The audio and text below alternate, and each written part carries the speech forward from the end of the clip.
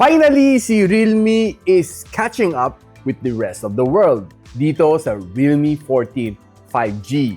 Nagbago ang kanyang design. Si REALME usually medyo mas tone down ang kanyang design, but this time around, it takes a big, huge step forward. Powered by the all-new Snapdragon 6 Gen 4 with a 6,000 mAh na battery and a really good na 50MP na OIS camera, plus yung kanyang pinagmamalaki na 120Hz na AMOLED na esports display, would this be their comeback phone? Pag-usapan natin.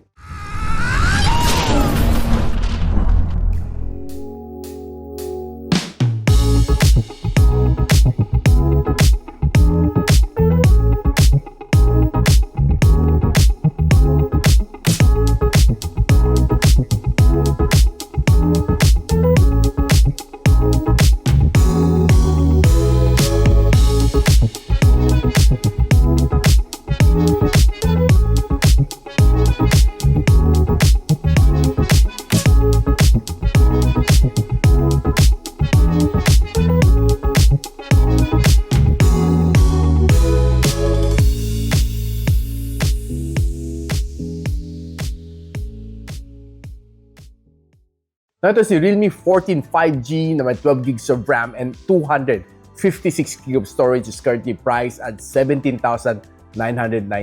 And I'll post the official link on the description box below. Now, honestly, yun yung sinabi ko sa inyo guys, no? Sobrang laki na nilundang ni REALME dito pagdating sa design. Normally, very plain, very simple ang design ni REALME, and yung camera module niya, normally, kinakopy lang naman nila sa iPhone. But this time around, mecha design na siya. Medyo nakokopya na yung mga design ni Infinix and ni Nubia pagdating sa mecha design, pero medyo mas simple ang approach ni REALME. Medyo mas konti ang kanyang mga design dito, unlike kay Nubia, tad-tad, no? And another thing na ma-appreciate mo dito is meron na siyang bagong design dito sa kanyang camera bump, and yung kanyang pulse light pwede mo laging naka-on. Or pwede siya mag-activate pag nag-charging ka or nag-gaming. Now, speaking of gaming, no guys, so one of the biggest improvement na dito is this one, bypass charging. I'm pretty sure ang dami sa inyo naghanap na ito, yung mga gamers out there. And pati ka ng power button, naging pula na rin, no? Nag-improve din. And probably kinopya niya kay Nubia. Now, sinabi ko sa inyo guys that this one is being powered by the all-new na Snapdragon 6 Gen 4. This is my first time to hold any phones that is released together with this new chip. And nung sinala natin sa Antutu benchmark, 745,000 points. And ito ang kanyang breakdown score. 960 ang kanyang best loop score and 98% ang kanyang stability. Ito ang nakuha natin sa CPU benchmarking sa Geekbench. And ito naman sa kanyang GPU benchmarking. Looking pretty good naman ang kanyang thermals, and it throttled to 90% ng kanyang best performance. Now, honestly, pagdating sa kanyang battery, malaki ang kanyang battery. 6,000 mAh ang kanyang battery, which is quite impressive for me. And it also comes together with a 45 watts na superbook charging support, which is going to charge your phone 50% in just 30 minutes as advertised. Another good thing is that, sinabi ko lang sa inyo kanina, this one comes together with bypass charging, which is definitely a good sign para sa mga REALME users moving forward, kasi bypass charging is definitely a must para sa mga gamers out there, which I think hindi ma-appreciate ng mga iOS users. Pagdating naman sa day-to-day usage, wala kang maging problema naman sa phone na ito as long as you're using it normally, walang heavy gaming, one whole day, walang problema dito sa REALME 14 5G.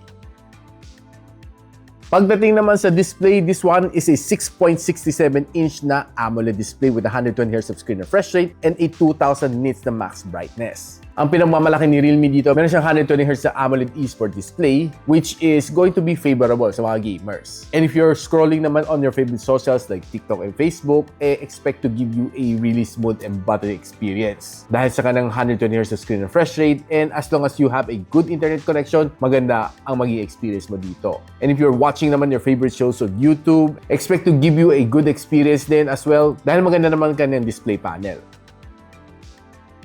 Na naglaro naman tayo ng dalawang games dito, Farlight 84 and Call of Duty Mobile. Pagdating sa Farlight 84, magandang gameplay ko dito. Was able to put it on a high graphical settings, and naglaro ako ng halos ang oras dito. One of the good things dito sa kanya is magandang touch response screen, magandang display, and quite loud naman kanyang speakers dito. To my surprise, halos wala ako na feel na frame drops dito sa kanya, and quite siguro very minimal lang naman. The gaming experience was okay, and medyo mainit siya, umabot siya ng roughly 45 to 46 degrees Celsius. Pagdating naman sa Call of Duty Mobile, nilagay ko sa ultra frame rates and the experience is definitely good. Was able to play an hour and a half dito ng mga Battle Royale and mga rank matches and talagang ma-enjoy mo talaga dito sa phone na ito. The display is good, magandang touch response, the sound is quite okay, and the overall game experience is definitely good. Halos wala naman ako na-feel na frame rates naman dito sa kanya. One thing that I can guarantee you is nag-enjoy naman ako dito and pinakamainit na inabot niya is 43 degrees Celsius.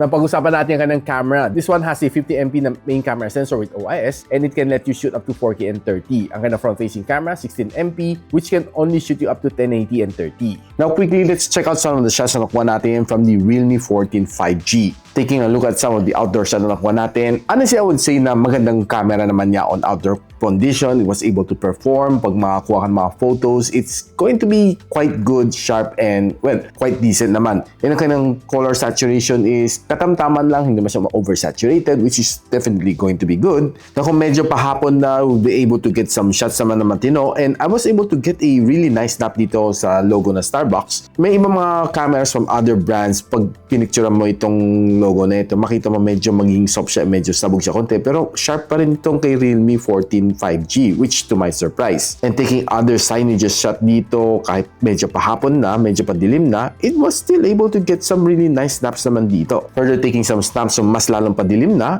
okay naman siya. Lalo na itong logo na ito is definitely good. And just a random shot naman dito, nakafocus tayo sa building, okay naman ang building, sharp na sharp, pati itong signages dito sa gilid ko, sharp na sharp pa rin. No parking zone. Now, nung nilalaro naman natin ka ng zoom lenses, this is a normal shot, 2 times, and this is a 5 times zoom.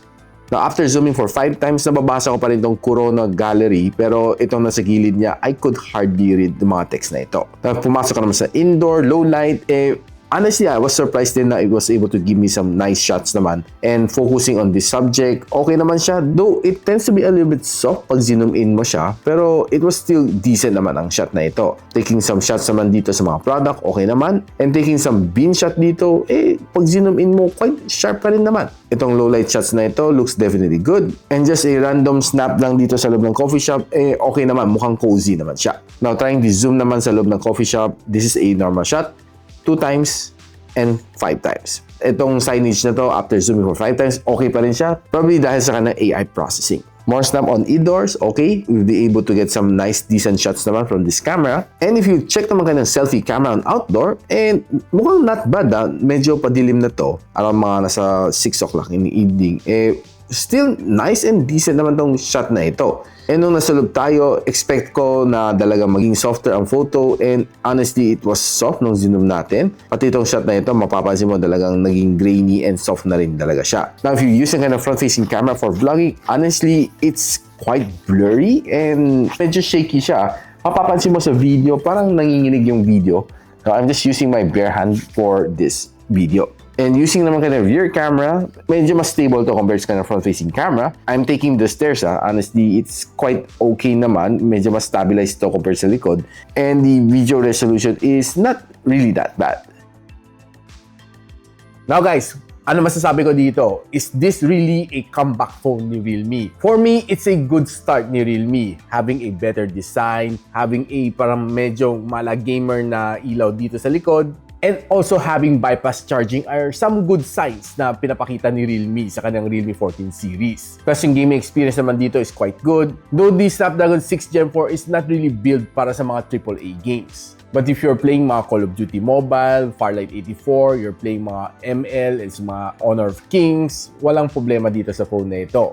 It can give you a really nice, smooth experience. Probably the only question dito is sulit nga ba siya at $17,999? It has the same price tag as the Poco X7 Pro na $17,999 na $12,256 din. Saktong same price sila. Pero naka-sale ngayon si Poco X7 Pro at 16,500 pesos. Now, if you compare them both side by side, medyo iwan na iwan pa rin siya sa Poco X7 Pro. Bakit? Dahil si Poco X7 Pro meron siyang ultra-wide lens. Si Poco X7 Pro is powered by the Dimensity 8400 which has a 1.5 million na Antutu benchmark score. Ito 700 lang. Si Poco X7 Pro can support up to 90 watts of fast charging. Ito kalahati lang at 45. And yet, si Poco X7 Pro mas mura kaysa dito sa REALME 14 5G. Would I recommend this phone? I would say na the better choice is to get the Poco X7 Pro. But if you're a Realme fan, this is definitely something good to start with, the Realme 14 5G. If you're interested to know kung saan pwede bumili na itong phone na ito, I'll put everything on the description box below. And if you like this video, don't forget to share it to your friends. And a quick sub is definitely awesome. I'll see you in my next video. And so, ako para si Richmond, and you're watching Gadget Sidekick. What's up? Like and subscribe to my channel. Don't forget to hit that notification bell.